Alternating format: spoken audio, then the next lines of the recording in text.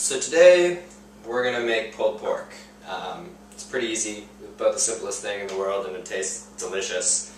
And it's perfect for when you have friends over and you need to make a lot of food for relatively cheap, just because pork shoulders run, I mean, you get a good one between $12 and $20.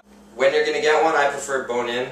Bone-in's better because it essentially moistens the meat when you're baking it and doing a roast like this. Anytime you're doing a roast, bone-in is a better idea. You need a couple things. Obviously, you need your pork butt or shoulder. It's not actually a cut from the butt of a pork. It is the cut from the upper shoulder part, right around here.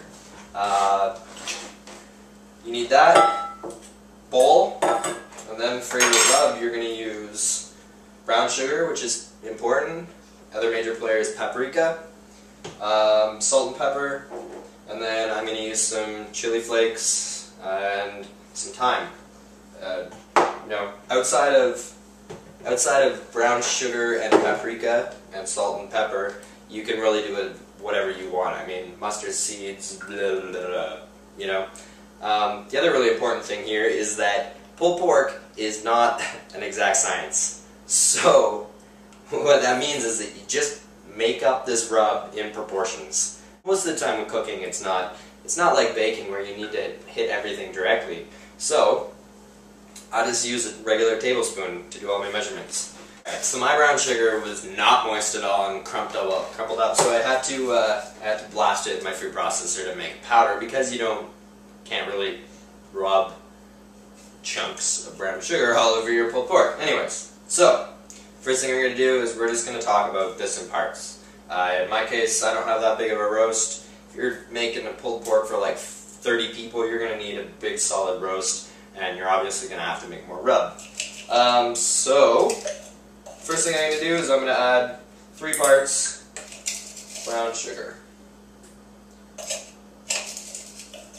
Okay, 3 parts of that.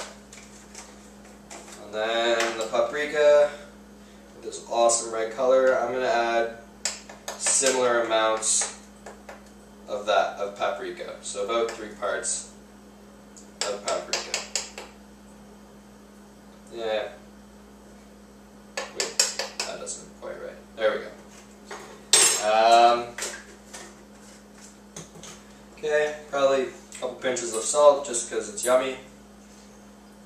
And then, again, similar parts of pepper, which is going to take a while with my pepper thingy. So I'm going to add about 1 part. And use this. About 1 part. Bunch of shakes of this. Depending on how spicy you like it. I like spicy food, so yeah, about 1 part chili flakes. And I'm going to add some thyme because I love thyme. And I think it goes well with pork. And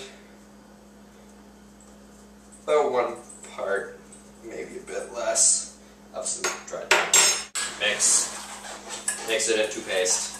And then, all you do is you rub it all over your pork butt. The other thing you're going to need for this, I forgot to mention, is a roast pan with a rack. It definitely needs a rack because you want your roast to sit slightly above the braising liquid that you're going to put underneath it. In which case, in my case, we're going to use apple cider, because I don't like using, a lot of people use pop and stuff like that, but I'm really just not a big fan of using any artificial sugars or any of that fun stuff. So, I mean, just straight apple cider I've found is the best from the local market.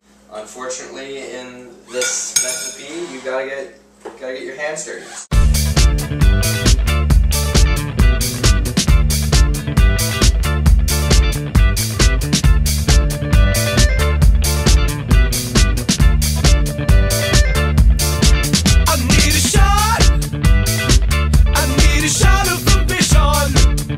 That's about the most difficult part about this whole thing. Other than that is you're going to throw her in, turn this the right way, drop her into my pan, okay, and then you're going to add about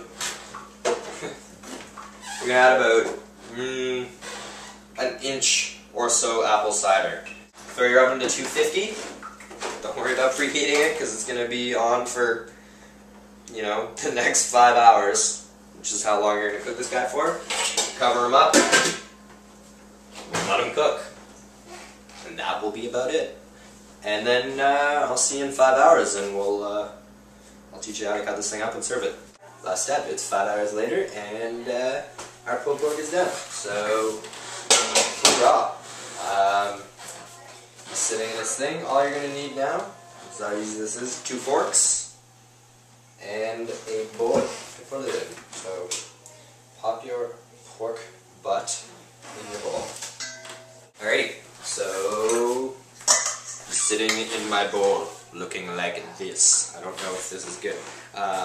Just nice and fatty and juicy, and then all you're going to do is shove your forks in and pull them apart, and pulled pork.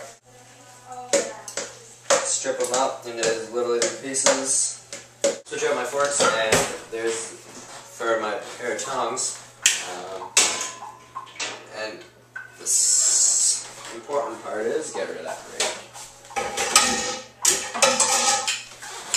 Is that all of these braising liquids in the bottom of the pan here are just so chock full of flavor that you're going to want to add a bunch of that back into your pork just to get that juicy flavor, juiciness of it. So just take a spoon. Take a spoon. Just take a spoon and spoon some of that awesomeness in there. Just mix that in. Slice your Kaiser open. Top it with a big piece of pulled pork.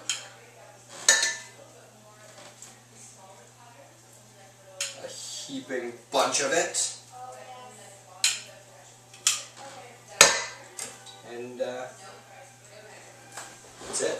Enjoy. I'll probably have tomato and lettuce and some healthy stuff with this, but first one, all me. That's how easy a pulled pork is. Hoorah!